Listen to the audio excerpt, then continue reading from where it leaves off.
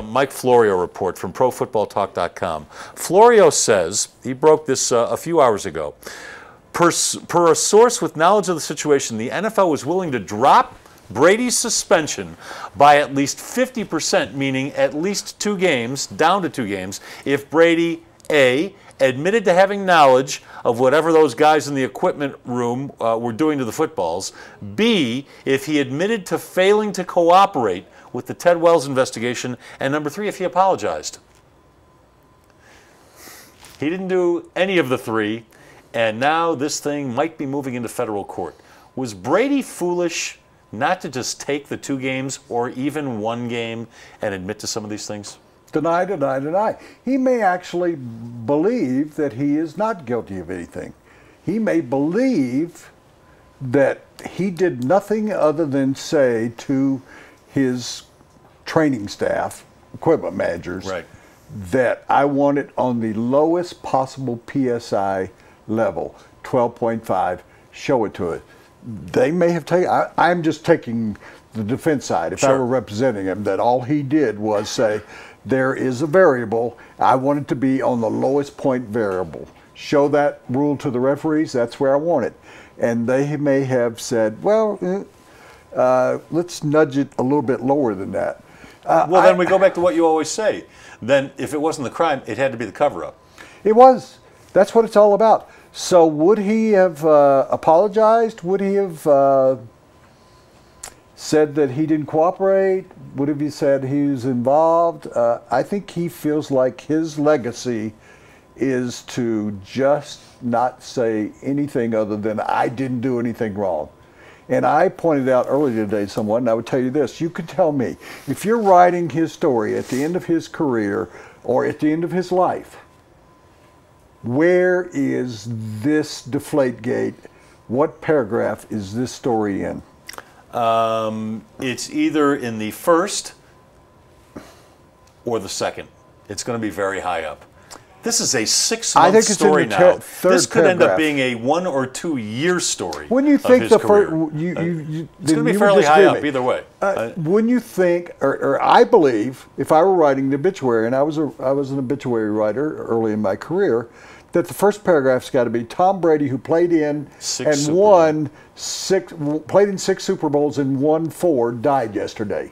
He there was might be another 85 comma. Years old. And who also was embroiled in the Deflategate case. That is a lead in a story. So the second one one would be Tom Brady finished with more yardage and more victories. He'll probably pass Peyton Manning in a number of categories.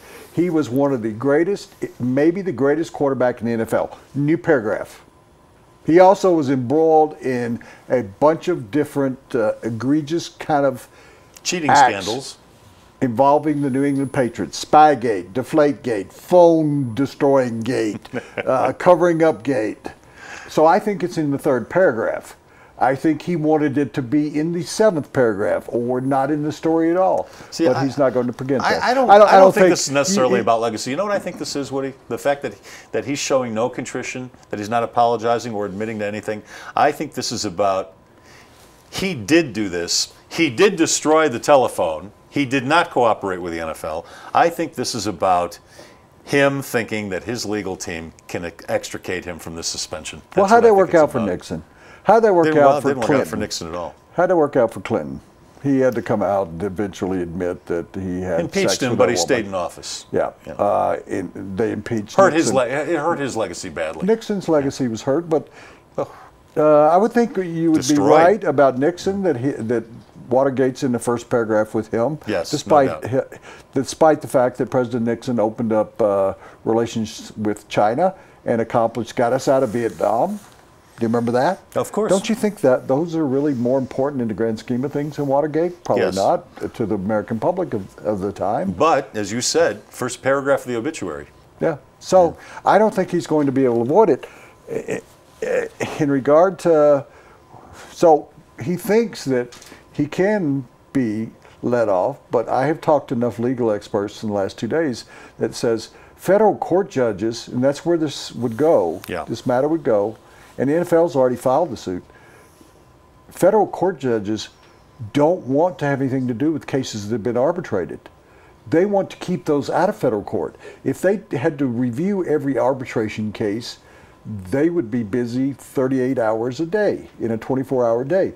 That's what arbitration is. Arbitration on the local level, the state level is what determines. You agree to arbitration. The NFL Players Association is, I think you would agree, the second least effective union in sports. I would maybe put the NHL lower than it, but the NBA players have the best, second best. Major League Baseball has number one. Yeah. So they agree to binding arbitration in matters of this sort.